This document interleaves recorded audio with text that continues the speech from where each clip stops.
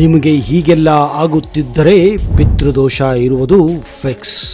ಹಾಗಾದ್ರೆ ಆ ಲಕ್ಷಣಗಳು ಯಾವುವು, ಹೇಗಿರುತ್ತವೆ, ಏನೆಲ್ಲ ಕಾರಣಗಳಿಗೆ ಪಿತೃದೋಷ ಬರುತ್ತದೆ, ಹಾಗಾದ್ರೆ ಅವುಗಳಿಗೆ ಪರಿಹಾರವೇನು, ಈ ಎಲ್ಲ ಮಾಹಿತಿಯನ್ನ ಇವತ್ತಿನ ಈ ವಿಡಿಯೋದಲ್ಲಿ ನಿಮಗೆ ತಿಳಿಸ್ಕೊಡ್ತಾ ಇದ್ದೀನಿ.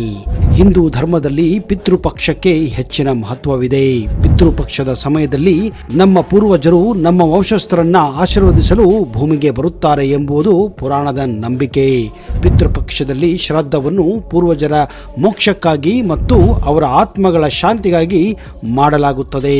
ಈ ದಿನದಂದು ದಾನ, ಪುಣ್ಯ, ಧಾರ್ಮಿಕ ಕಾರ್ಯಗಳನ್ನು ಮಾಡುವುದರಿಂದ ಮತ್ತು ಪೂರ್ವಜರ ಹೆಸರಿನಲ್ಲಿ ಪಿಂಡದಾನ ಮಾಡುವುದರಿಂದ ಪೂರ್ವಜರ ಆತ್ಮಕ್ಕೆ ಶಾಂತಿ ಕೂಡ ಸಿಗುತ್ತದೆ. ಪೂರ್ವಜರು ಕೋಪಗೊಂಡರೆ ಮನೆಯಲ್ಲಿ ಅಶಾಂತಿ ಉಂಟಾಗುತ್ತದೆ ಎನ್ನುವ ನಂಬಿಕೆ ಕೂಡ ಇದೆ. ಪೂರ್ವಜರು ಕೋಪಗೊಂಡಾಗ ಮನೆಯಲ್ಲಿ ಅನೇಕ ರೀತಿಯಲ್ಲಿ ಭಿನ್ನ ಅಭಿಪ್ರಾಯಗಳು ಆರಂಭವಾಗುತ್ತವೆ. ಪಿತೃಗಳು ನಮ್ಮ ಮೇಲೆ ಕೋಪಿಸಿಕೊಂಡಾಗ ಅಥವಾ ನಾವು ಪಿತೃದೋಷಕ್ಕೆ ಒಳಗಾದಾಗ ಯಾವೆಲ್ಲ ಲಕ್ಷಣಗಳು ಕಾಣಿಸುತ್ತವೆ ಗೊತ್ತಾ?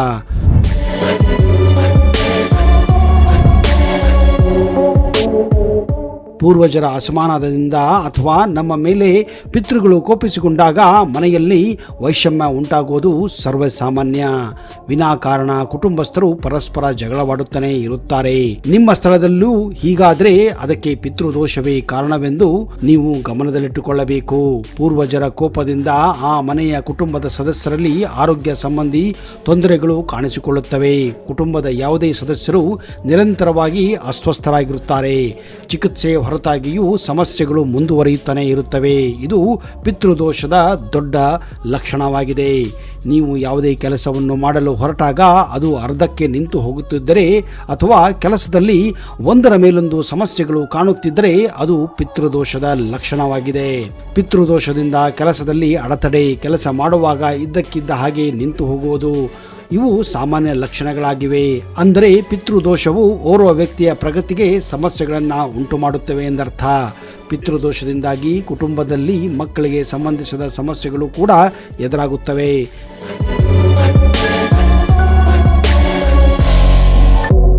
ನಿಮ್ಮ ಕುಟುಂಬದಲ್ಲಿ ಪತಿ ಪತ್ನಿಯ ನಡುವೆ ಯಾವುದೇ ರೀತಿಯ ಸಮಸ್ಯೆವಿಲ್ಲದರೂ ಸಂತಾನ ಭಾಗ್ಯದಿಂದ ವಂಚಿತರಾಗಿರುತ್ತಾರೆ. ಅದುವೇ ಪಿತೃದೋಷದ ಸಂಕೇತವಾಗಿದೆ. ಪಿತೃದೋಷದಿಂದ ಕುಟುಂಬದ ಸದಸ್ಯರು ಅವಿತ ಆಗಿದ್ದರೆ ಅವರ ಸಂಬಂಧಗಳಲ್ಲಿ ಸಮಸ್ಯೆಗಳು ತೆರೆದೋರುತ್ತವೆ ಅಥವಾ ಮದುವೆಗೆ ಫಿಕ್ಸ್ ಆದ ನಂತರವೂ ಮುರಿದು ಬೀಳುತ್ತಿದ್ದರೆ ಅದು ಪಿತೃದೋಷದ ಲಕ್ಷಣವೇ. ಇದಕ್ಕೆ ಮುಖ್ಯ ಕಾರಣ ಪೂರ್ವಜರಿಗೆ ಸರಿಯಾಗಿ ಅಂತ್ಯಕ್ರಿಯೆ ಮಾಡದಿರುವುದು ಮತ್ತು ಶ್ರಾದ್ದ ಮಾಡದಿರುವುದು, ಪೂರ್ವಜರನ್ನ ಮರೆಯುವುದು ಅಥವಾ ಅವಮಾನಿಸುವುದು, ಧರ್ಮದ ವಿರುದ್ಧ ವರ್ತಿಸುವುದು, ಅರಳಿ ಮರ, ಬೇವು ಮತ್ತು ಆಲದ ಮರಗಳನ್ನು ಕತ್ತರಿಸುವುದು, ಹಾವನ್ನು ಕೊಲ್ಲಿಸುವುದು ಅಥವಾ ಕೊಲ್ಲುವುದು. ಕೆಲವು ಜನರು ತಮ್ಮ ಕನಸಿನಲ್ಲಿ ಪೂರ್ವಜರನ್ನ ಅಥವಾ ಪಿತೃಗಳನ್ನು ನೋಡುತ್ತಾರೆ. ಕನಸುಗಳಲ್ಲಿ ನೀವು ಮರಣ ಹೊಂದಿದ ಕುಟುಂಬದ ವ್ಯಕ್ತಿಯನ್ನು ನೋಡಿದರೆ ಅದು ನಿಮ್ಮ ಪೂರ್ವಜರ ಕೋಪವನ್ನು ಸೂಚಿಸುತ್ತದೆ. ಪದೇ ಪದೇ ಕನಸಿನಲ್ಲಿ ನೀವು ಪೂರ್ವಜರನ್ನು ನೋಡಿದರೆ ನಿಮ್ಮ ಪೂರ್ವಜರ ಆತ್ಮವು ಅತೃಪ್ತವಾಗಿದೆ ಎಂದರ್ಥ.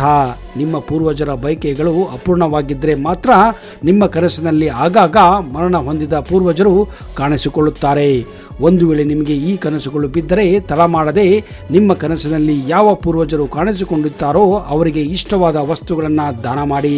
ಎಲ್ಲಕ್ಕಿಂತ ಹೆಚ್ಚಾಗಿ ಪಿಂಡ ದಾನ ಮಾಡುವುದು ಶ್ರೇಷ್ಠ.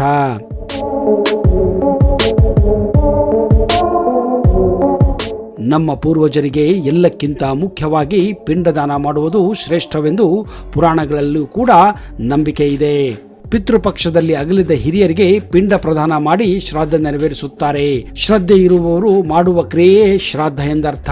ನಮ್ಮ ಅಸ್ತಿತ್ವಕ್ಕೆ ಕಾರಣರಾದ ಹಿರಿಯರನ್ನು ನೆನೆದು ಅವರಿಗಾಗಿ ಗೌರವ ಸೂಚಕವಾಗಿ ಪೂಜೆ, ತರ್ಪಣ, ದಾನ ಧರ್ಮಗಳನ್ನು ಮಾಡುವುದು ಅಗಲಿದ ಆತ್ಮಕ್ಕೆ ಶಾಂತಿ ಹಾಗೂ ಮೋಕ್ಷಕ್ಕೆ ಮಾರ್ಗ ಮಾಡಿಕೊಟ್ಟಂತೆ. ಇನ್ನು ಪಿತೃಪಕ್ಷದಲ್ಲಿ ಪಿಂಡ ಪ್ರದಾನ ಮಾಡುವುದು ಯಾಕೆ, ಪಿಂಡ ಅಂದರೇನು ಎನ್ನುವುದನ್ನು ಕೂಡ ನೀವು ಅರ್ಥ ಮಾಡಿಕೊಳ್ಳಬೇಕು.